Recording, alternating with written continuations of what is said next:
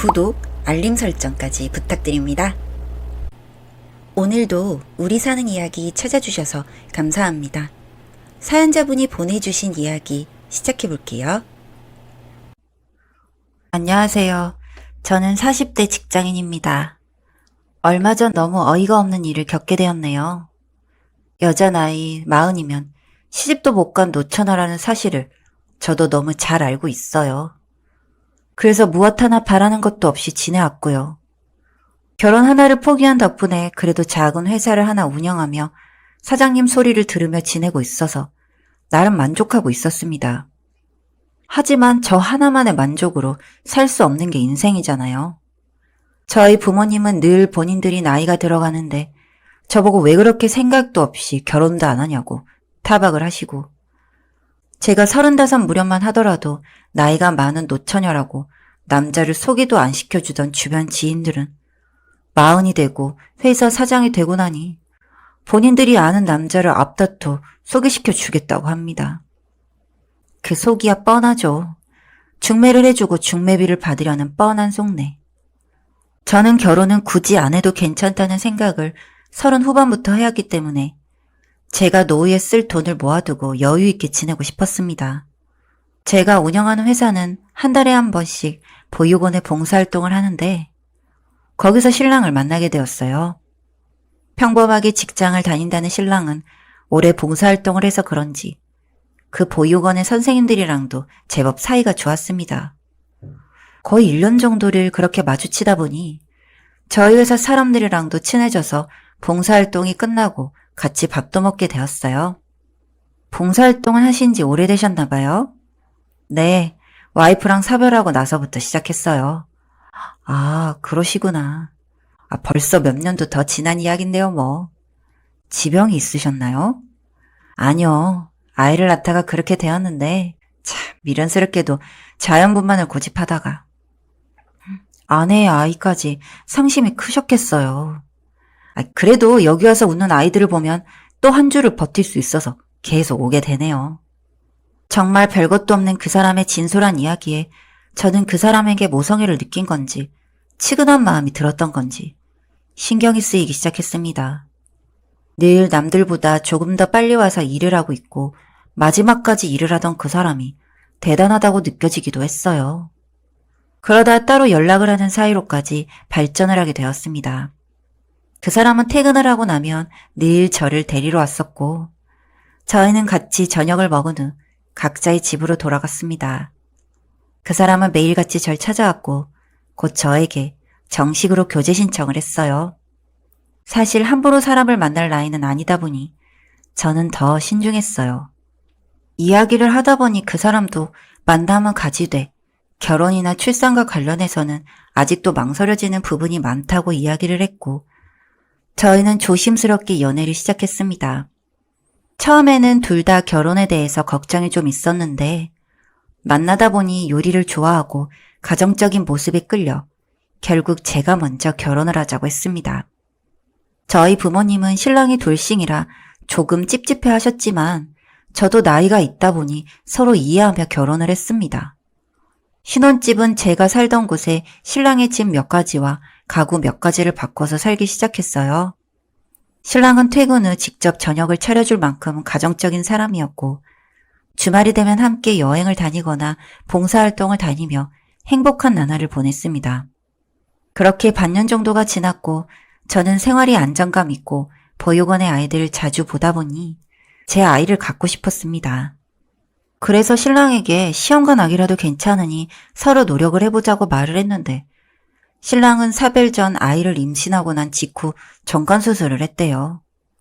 정관수술을 한 거면 풀면 되는 게 아니냐고 물었더니 반영구 정관수술과 영구 정관수술 중 본인은 영구 정관수술을 했기 때문에 불가능하다고 했습니다. 처음으로 아이를 키워도 좋겠다는 생각을 한 것과 동시에 현실의 벽과 마주하니 솔직히 좀 마음이 좋지는 않았고 사별했다는 그 전 부인에 대해서도 질투가 생기기도 했어요. 신랑은 이런 제 기분을 알기라도 하는 것처럼 저를 위로해주기는 했지만 여전히 제 마음은 한켠이 찝찝했어요. 여보, 그러면 우리 아이 입양하는 건 어때? 아이를 입양하자고? 우리가 봉사하러 가는 보육원에 혹시 눈길 가는 애는 없어? 생각을 못 해본 거라. 여유가 없는 것도 아니고 아이를 키우고 싶으면 마음으로 낳아 키우면 되는 거지. 안 그래?